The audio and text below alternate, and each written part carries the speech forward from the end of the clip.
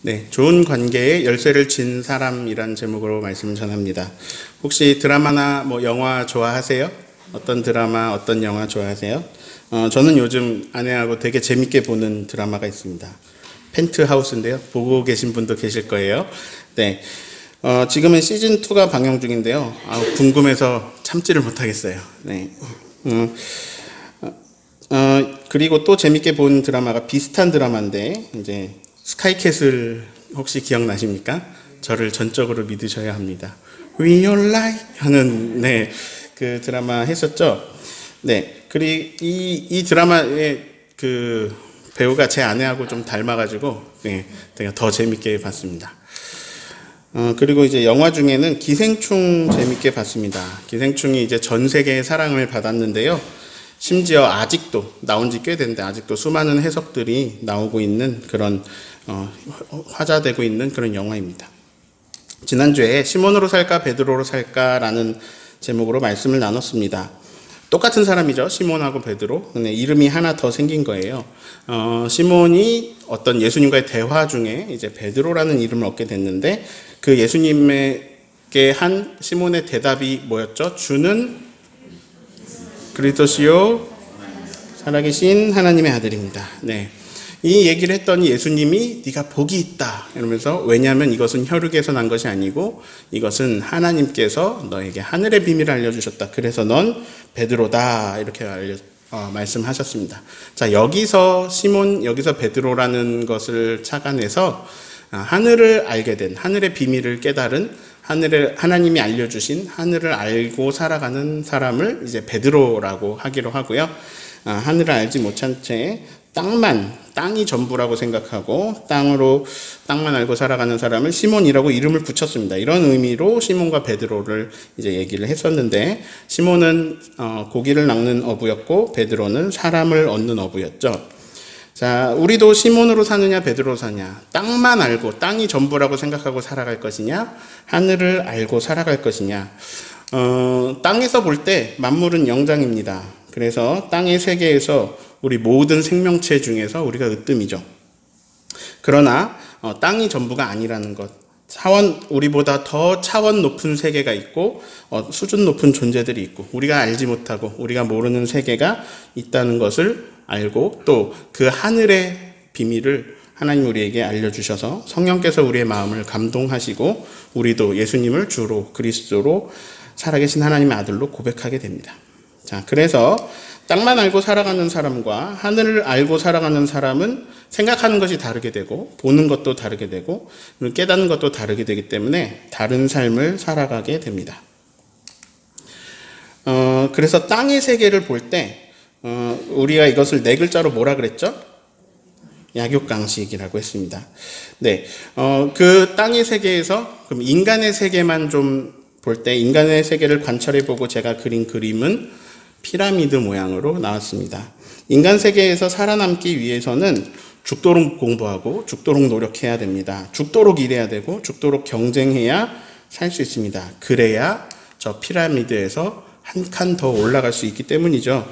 저 피라미드 전쟁에서 살아남으려면 저 구조는 위에가 밑에를 다스리는 구조입니다. 그래서 위에서 밑에를 다스리면 윗사람한테는 나는 다스림을 받고 나보다 아래에 있으면 내가 다스리는 그런 상황을 연출하는 사회의 모습으로 인간 사회가 나타납니다. 예, 드라마가 왜 재밌냐면 공감이 되기 때문인데요. 이 포스터만 봐도요, 다 위를 보고 있습니다. 사람은 위를 꿈꾸고 위를 향해 나아갑니다. 자, 이 피라미드를 처절하게 보여주는 드라마죠. 너무 다른 세계에 살아서 부자들이잖아요, 다. 그래서 우리가 공감하지 못할 수도 있지만 또 공감 가는 부분이 있습니다. 자, 드라마 속에서 나온 이들이 살고 있는 집이 이제 따로 살아요. 부자들이 좀 따로 사는 경향이 있거든요. 그래서 여기서는 이제 헤라펠리스라고 돈만 있으면 살 수 있는 집도 아니고 좀 여러 가지 조건을 만족해야 살 수 있는 집입니다. 이거는 이제 실제 건물은 아니고요, 컴퓨터 그래픽이에요. 근데 비슷한 건물들은 세상에 많이 있습니다. 자, 이 사진 안에 이 건물이 얼마나 큰지 전부 나오지 않았어요. 그래서 이 건물의 꼭대기로 가보면요, 이렇게 생겼습니다. 되게 높죠. 근데 이제 얼마나 높은지 다른 각도에서 보면 이렇게 생겼어요. 그래서 주변에 전부 건물 주변에 이 서울인데, 근데 주변에 건물이 보이지 않을 정도로 높은지를 보여주고 있습니다. 거기에 나오는 두 주인공이 이제 라이벌인데, 한 명은 부잣집에서 태어나서 굉장히 많은 좋은 교육을 받고 그리고 노래를 잘합니다. 근데 하필 가난한 집에서 태어난 사람이 노래를 더 잘하는 그런 운명의 라이벌이 돼서 한 명은 한국을 대표하는 성악가가 되었지만 이제 그 가운데 일어나는 에피소드를 그린 드라마인데 너무나 궁금합니다. 네. 기생충도 이 피라미드 세계를 여실히 보여줍니다. 그래서 평들이 너무 현실을 반영해서 소름 끼친다. 이게 현실이 아니었으면 좋겠는데 기분이 나쁘다. 이런 평들이 많이 있죠. 아랫 동네에서도 반지하에 사는 주인공 가족들이 있습니다. 근데 이제 그 가족의 아들이 이제 과외를 얻게 되는데요. 이제 거짓으로 속여서 과외집에 가게 되죠. 근데 그 과외에 가는데, 올라가는 구도를 봉준호 감독이 이제 의도적으로 이런 구도를 썼는데, 지금 굉장히 뭔가 올라와야 되는 것 같은 느낌이죠. 그리고 지금 저 사람은 위쪽을 보고 있습니다. 그리고 이제 올라간 모습도 보이는데 얼마나 올라가야 되는지를 보여주고 있는데 여기서 계속 올라가야 되는 집이죠. 도착을 했습니다. 도착을 했더니 카메라 앵글 구도를 보십시오. 아래에서 위로 보고 있죠. 그래서 계속해서 올라가야 도착할 수 있는 곳으로 그려주고 있습니다. 자, 집에 도착해서도 또 과외하기 위해서 계단을 또 올라가는 모습이 나옵니다. 그러니까 오르고 또 올라야 되는 것이죠. 근데 이제 보신 분들은 알겠지만 이 가족들이 이 집을 점령해가지고 살고 이렇게 자기 것처럼 이렇게 하루 지내려다가 비가 와서 주인 가족이 돌아올 때 도망 나오죠. 그때 도망 나올 때 봉준호 감독이 어떤 모습을 보여주면 끝없이 내려오는 모습을 보여줍니다. 끝없이 비를 맞으면서 내려오는데요. 이 계단이 이제 실제 나온 그 계단인데 영화 때문에 여기가 관광 명소가 됐습니다. 그래서 사람들이 여기 와서 사진을 찍고 그런다고 해요. 계속 내려갑니다. 그래서 이제 동네에 가서도 내려갑니다. 비가 억수로 오고 모든 것이 다 젖고 집은 물난리가 났고요. 결국은 수재민이 되는 모습을 보여줍니다. 근데 그와는 상반되게 또 부잣집은 텐트에서 자는데도 뽀송뽀송하게 일어나는 모습을 보여주죠. 스카이캐슬에서는 부자들은 부자들끼리 모여 사는데 그 스카이캐슬이라는 곳에서 모여서 사는 이야기죠. 그들이 모여서 살면서 아주 고액의 과외를 합니다. 그래서 그 과외를 하는 이유는 계속해서 피라미드 상위에 살기 위해서죠. 그래서 이제 거기서 공부를 억 단위의 고액 과외를 받으면서 사는 제 아내를 닮은 그 주인공하고 또 그보다 공부를 더 잘하는 라이벌의 이야기가 나옵니다. 이제 그 스카이캐슬에서 사는 집들 중에 한 집의 자녀 교육 장면인데요. 자녀를 교육하고 있는데 여기 뭐가 있지 않습니까? 피라미드가 보이죠? 이제 이 피라미드를 놓고 교육을 시키는 거예요. 이 아버지가 피라미드에서 올라가야 된다, 저 위에서 머물러야 된다, 이런 교육을 계속 하니까 그 아들이 아버지의 교육에 진절머리가 나서 그래서 피라미드를 던져서 깨버리는 장면이 나옵니다. 그러자 이 아버지는 더 큰 사람 키만한 피라미드를 주문해가지고 집에다 갖다 놓는 장면이 나오죠. 그래서 이렇게 큰 피라미드를 주문해서 또 자녀들을 교육하고 있는 모습을 봅니다. 근데 이 피라미드 어디서 본 것 같은데요? 예, 지난주 설교에 나왔죠? 아까도 나왔고요. 네, 이 피라미드, 자 여기서 위로 올라가야 되죠. 상위 포식자가 되어야 다스림을 받지 않는 거죠. 땅만 알고 살아가는 사람들에게는 이 세계의 법칙이 너무나 잔혹합니다. 그래서 거기서는 이제 관심사가 누가 크냐가 되겠습니다. 심지어 예수님의 제자들 사이에서도 누가 크냐 하는 다툼이 났죠. 요즘 우리가 쓰는 말로 이제 바꿔보겠습니다. 여기서 이것을 갑과 을이라고 표현을 해보도록 하겠습니다. 제가 갑과 을을 표현하기 위해서 그림을 찾아보는데 너무나 많은 그림이 나오는 거예요. 정말 이 사회의 현실이 얼마나 암담한지 이것을 표현한 그림이 계속 넘어가는 거예요. 몇 장만 가져왔습니다. 네. 알바생 81%가 갑질을 당한 적이 있다고 이제 알바몬에서 조사를 했더라고요. 누가 갑일까요? 지금 이 알바생이 울고 있네요. 사장님이 갑이겠죠. 직장인 10명 중에 9명이 갑질을 당해본 적이 있다고 합니다. 직장 상사가 갑이겠죠? 이것이 얼마나 심각하냐면 우리나라 사람들에게 이제 그 조사단체에서 물어봤는데 95.1%가 우리나라는 갑질 문화가 진짜 심각한 편이다라고 조사에 응답을 했습니다. 그 95%가 심각하다고 얘기한 거면 진짜 심각한 거죠. 자, 목사님, 피라미드 현실입니다. 조금이라도 갑질 덜 당하려면 한 칸이라도 올라서야 됩니다. 그러기 위해서는 죽도록 공부하고 죽도록 노력하고 죽도록 해야 됩니다. 근데 목사님 맨날 이 얘기 할 때마다 뉘앙스가 안 좋아요. 이 목사님이 이 얘기 할 때 부정적이에요. 누가 크냐 이 얘기 하면서 맨날 이러면 안 될 것, 이렇게 살면 안 될 것처럼 얘기하잖아요. 그런데 이렇게 살아야 됩니다. 현실이에요. 그럼 이걸 줄여보면 공부하고 노력하고 일하고 경쟁하는 건데 이게 나쁜 겁니까? 아니에요. 아닙니다. 여러분 누가 크냐 이야기할 때 오해하지 마셔야 됩니다. 예, 무엇을 오해하지 마셔야 되냐면 사진 한 장이면 바로 해결이 돼요. 자, 이 사람은 독보적인, 압도적인 세계 1위를 차지한 김연아 선수입니다. 이 사람이 얼마나 많이 노력하고 공부하고 피겨 스케이팅에 대해서 노력하고 공부하고 했을까요? 얼마나 수많은 치열한 경쟁을 치렀을까요? 이 모든 과정이 굉장히 숭고한 것입니다. 그래서 멋지고 아름다운 것을 우리가 알 수 있습니다. 마찬가지로 장미란 선수도 너무나 멋지고 자랑스럽고 아름답습니다. 압도적인 세계 1위에 오르기까지 얼마나 많은 노력을 했을까요?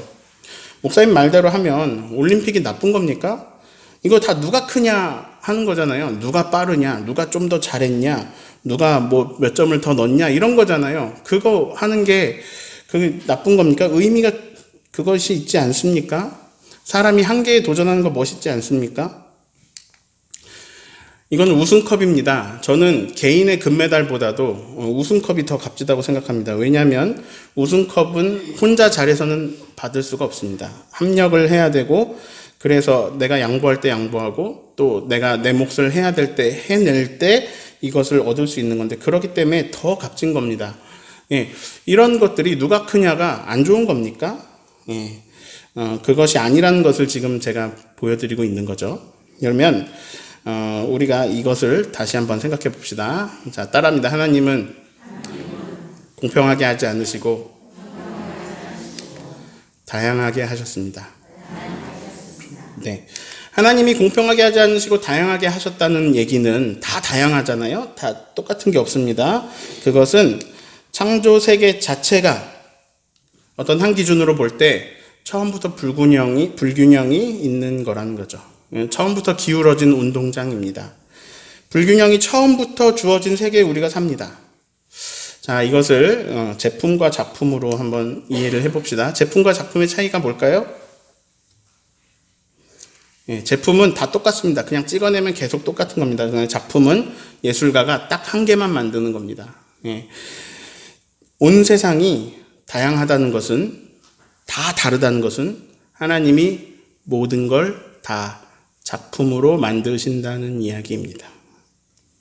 특히 사람은 가장 심혈을 기울인 걸작품이라고 성경은 증언하고 있습니다. 우리는 하나님의 걸작품입니다. 작품은 서로 비교하지 않습니다. 제품은 비교합니다. 그러나 작품은 비교하지 않습니다. 왜냐하면 고유의 가치가 있기 때문입니다.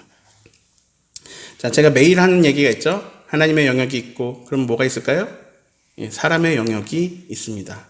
이걸 달란트 비유나 우리에게 주신 것들을 통해서 볼 수 있죠. 하나님이 주신 게 있습니다. 그리고 인간이 해야 되는 부분이 있습니다. 제가요, 농구를 좋아했어요. 그래서 농구를 얼만큼 좋아했냐면 제가 청소년 때는 농구를 매일같이 하루에 4시간씩 했어요. 왜 그 몸이냐 생각하실 수 있지만 아무튼 4시간씩 했어요. 네, 했습니다. 네. 농구를 좋아했는데 하루에 4시간씩 했는데 제가 농구를 잘할까요? 못할까요? 못합니다. 네. 다 예상하셨겠지만 못합니다. 네. 달리기도 못하고요. 점프도 안 되고요. 네. 좋아하는데 못해요.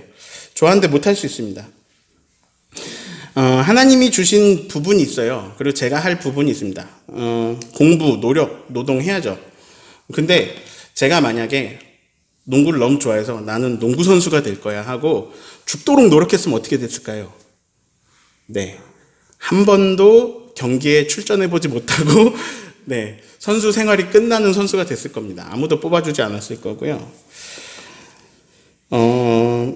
그것은 제가 선택을 잘못한 거죠. 그러니까 인간이 아무리 노력해도 안 되는 부분도 있습니다. 그래서 하나님 나한테 무엇을 주셨나 생각을 해봐야 됩니다. 아무튼 하나님 때문이든 인간 때문이든 하나님이 주신 영역, 하나님의 영역 때문이든 아니면 나의 영역 때문이든 어떻든 간에 인간 세계는 계속 결과물이 피라미드로 나옵니다. 이게 좀 씁쓸한 현실이죠. 이 피라미드의 세계에서 살아가는 같은 세상에서 우리가 똑같은 세상을 살아가는데 땅만 알고 살아가는, 땅이 전부라고 생각하고 살아가는 것과 하늘을 알고 살아가는 것은 그래도 뭔가 다르지 않을까요? 생각하는 게 달라지고 떡으로만 사는 게 아니라 하나님 말씀으로 살기 때문에 달라지게 됩니다. 그래서 오늘도 하나님의 말씀을 받습니다. 오늘 주시는 하늘의 말씀 이사야 11장 6절 말씀을 읽어봅니다. 그때 이리가 어린 양과 함께 살며 표범이 어린 연소와 함께 누우며 송아지와 어린 사자와 살찐 짐승이 함께 있어 어린아이에게 끌리며. 자, 그때에 이렇게 시작하고 있습니다. 그때에 뭐 성경책 있는 부분들은 앞에 보시면 알겠지만 뭐 이새 줄기에서 한 싹이 나고 뭐 결실하고 하는데 이제 예수님에 대한 얘기입니다. 그래서 이새가 다윗 아버지인데 그 후손 가운데 예수님이 탄생하실 것을 이사야는 예수님 한참 전에 쓰인 책인데 그때도 이제 그것을 얘기하는데요. 그때는 뭐냐면 그 이제 뒤에 뭐 이제 뭐 3, 4, 5절 이렇게 보시면 내용이 뭐냐면 공의로 그분이 다스린다라는 거예요. 그래서 그분이 이제 예수님이신데 예수님이 사랑과 정의로 공의로 다스리는 그때에 이런 얘기입니다. 뭐 요즘 말로 하면 하나님 나라가 임하는 때에 뭐 이렇게 말해도 되겠습니다. 그때에는 예수님의 공의가 다스리는 때에 이리가 어린 양과 누우며 함께 살고 표범이 어린 염소와 눕고 송아지가 어린 사자와 살찐 짐승이 함께 있고 어린아이가 그것을 끌고 암소와 곰이 함께 먹고 그것들의 새끼가 함께 엎드리고 사자와 소처럼 풀을 먹고 젖 먹는 아이가 독사의 구멍에 장난하고 젖된 아이가 독사의 굴에 손을 넣을 것이다. 자, 여기서 등장인물, 이제 등장인물보다는 등장동물이죠. 등장동물들을 이 세 절을 정리해보면 이렇게 됩니다. 그래서 제가 이것을 정리했는데 좀 구분을 했어요. 아래 위로 구분을 했는데 어떤 기준으로 구분했는지 혹시 좀 보이세요? 네, 위에 있는 동물들이 좀 무섭죠. 네.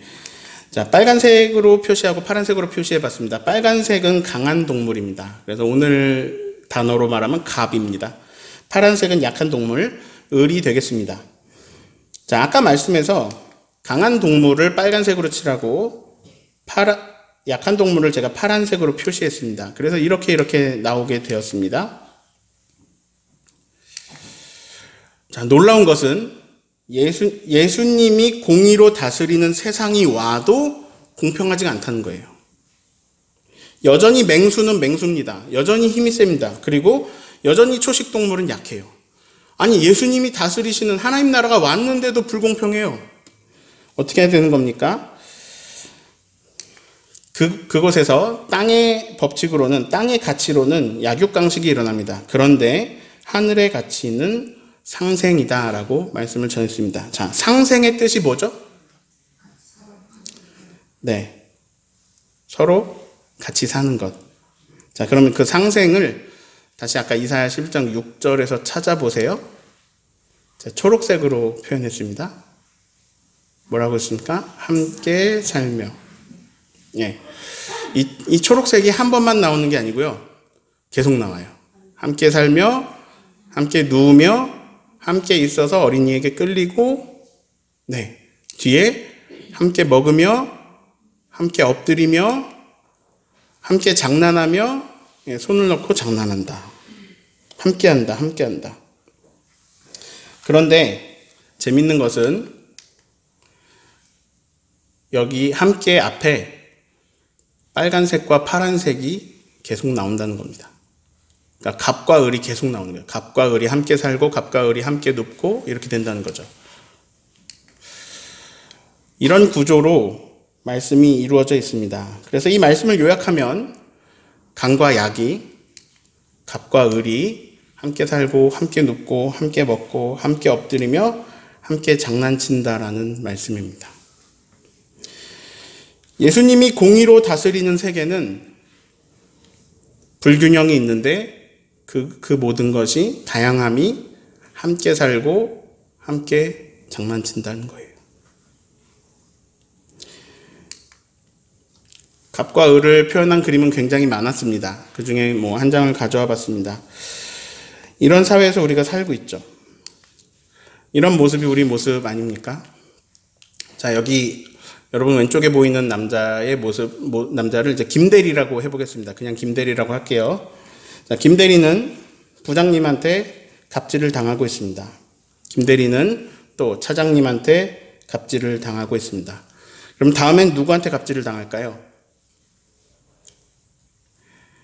김대리는 아파트 경비 아저씨에게 갑질을 하고 있습니다. 이 아파트 경비 아저씨는 집에 가서 아내에게 갑질을 합니다. 약육강식의 세계에 삽니다. 위로부터 갑질을 당하고요. 밑으로는 갑질을 하면서 삽니다. 제가 본 통계 중에 의미가 있는 것이 있어서 가져왔는데요.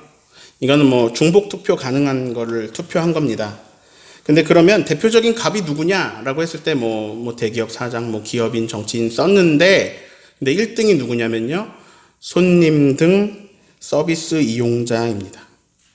이 얘기는 불특정 다수라는 얘기고, 이 이야기는 누구나 대표적인 갑이란 얘기입니다. 네. 제가 전에 교회에서 대신방 기간에 담임 목사님 모시고 제가 부목사로 이제 성도께서 굉장히 잘 대접하고 싶으셔가지고 이제 고급 음식점으로 저희를 데리고 갔습니다. 대신방 마치고. 근데 거기서 목사님한테 너무 잘하고 싶으니까 목사님한테 잘 해드리기 위해서 종업원한테 너무 함부로 하는 거예요. 저는 그 모습이 되게 힘들었습니다.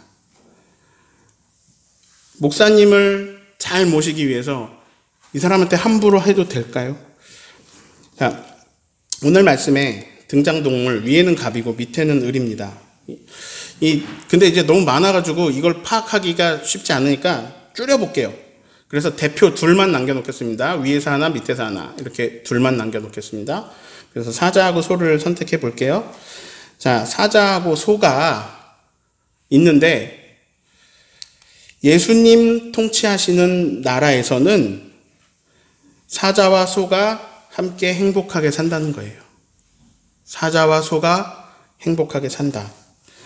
오늘 설교 제목은 좋은 관계에 열쇠를 쥔 사람입니다.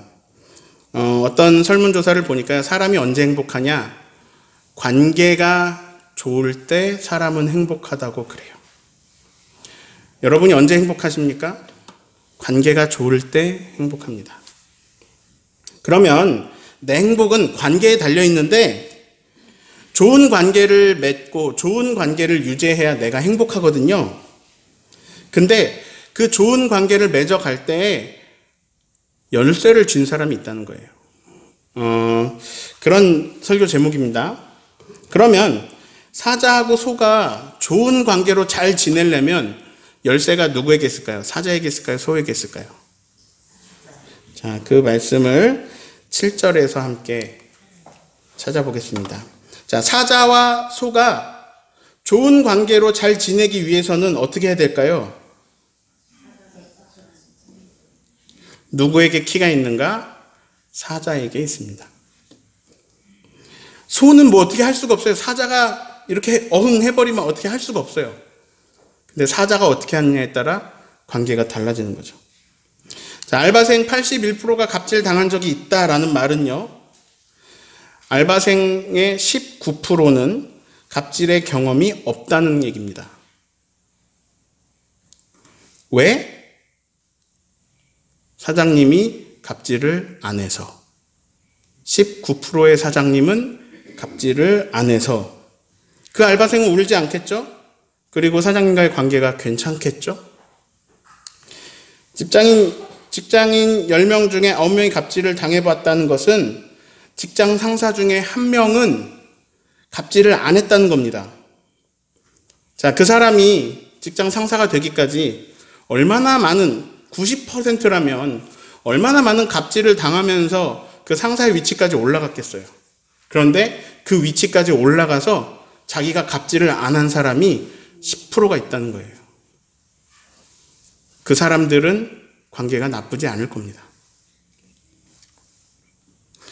사자와 소의 관계에서 사자가 중요합니다. 자, 오늘 읽은 말씀의 결론 부분인데요. 9절 말씀을 같이 읽겠습니다.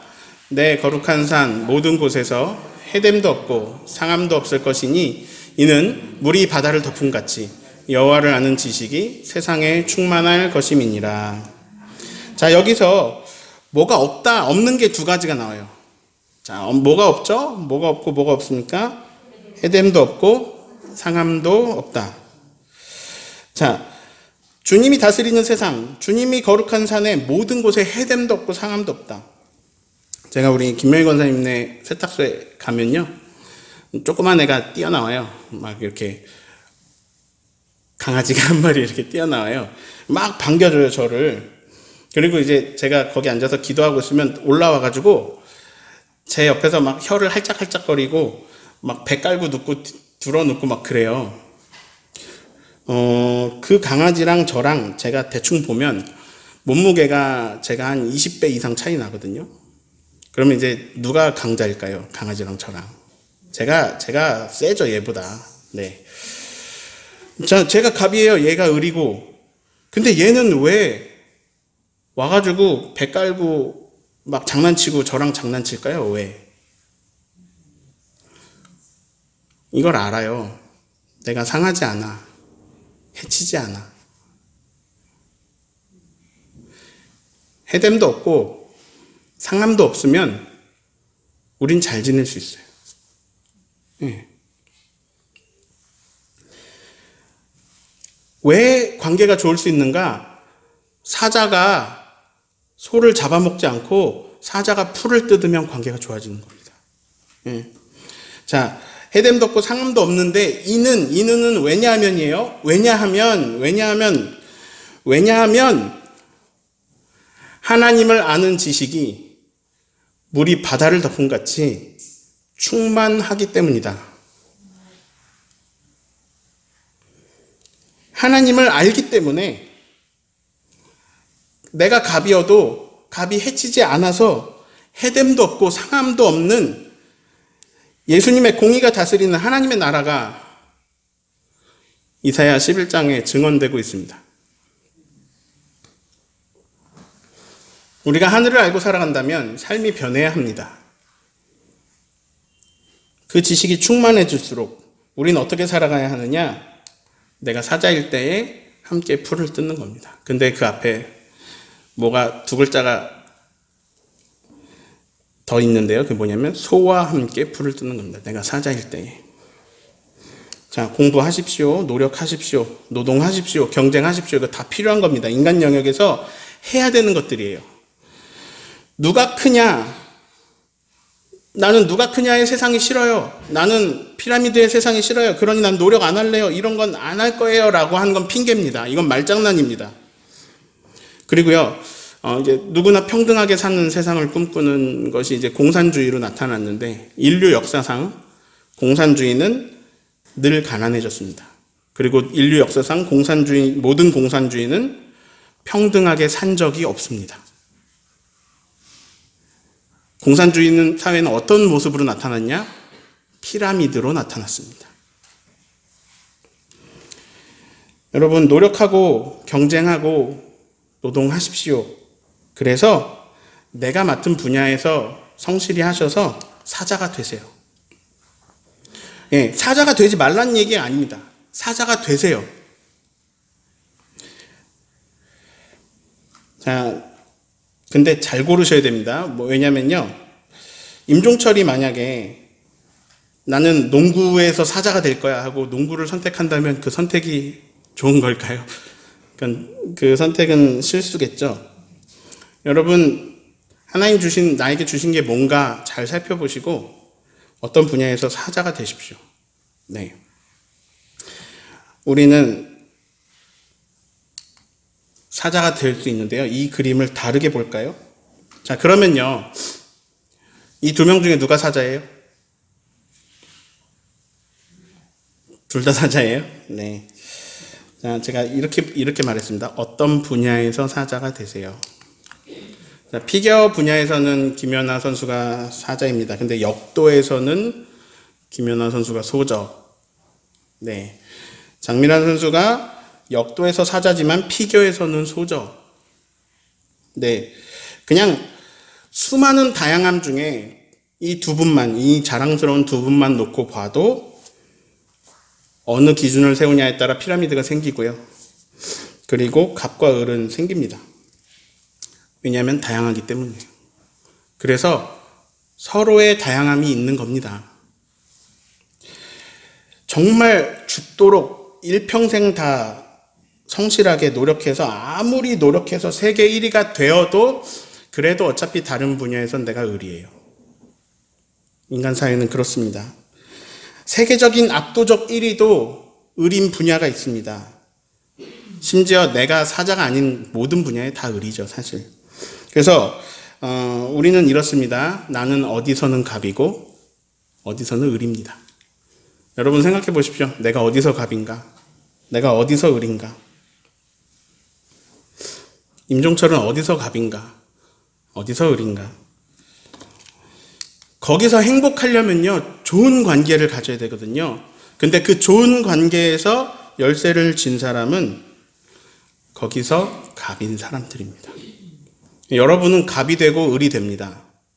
그럼 여러분이 행복하게 사시려면 어떻게 사셔야 되냐면 여러분의 갑인 자리에서 을을 위해 살아야 여러분이 행복하게 살 수 있습니다. 네. 강아지 키우는 분들, 고양이 키우는 분들 많이 계시죠? 네. 주인이 갑이고 강아지가 을이죠. 근데 보니까요, 주인이 자기를 집사라고 부르면서 네, 자기가 을이 되어가지고 강아지를 정성 들여 정성을 다해 기르는 모습들을 봅니다. 네, 애기라고 불러야지 개라고 부르면 안 되는 거거든요. 네. 자, 왜 그럴까요? 왜 갑이 을을 섬기고 왜 잘해줄까요? 왜 해치지 않을까요? 왜 상함이 없을까요? 사랑하니까요. 좋아가지고요. 로마서 5장 8절 읽습니다. 우리가 아직 죄인 되었을 때에 그리스도께서 우리를 위하여 죽으심으로 하나님께서 우리에 대한 자기의 사랑을 확증하셨느니라. 사순절 세 번째 주일입니다. 여기에도 갑과 을이 나옵니다. 이 말씀 내용이 뭐냐면요, 갑이 을을 위해서 죽으셨다입니다.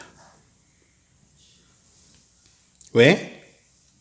여기 뭐라고 나오냐면요, 사랑을 확증하셨다. 그 죽으심으로. 갑이 을을 위해 죽으심으로 사랑 확증하셨다는 말씀입니다.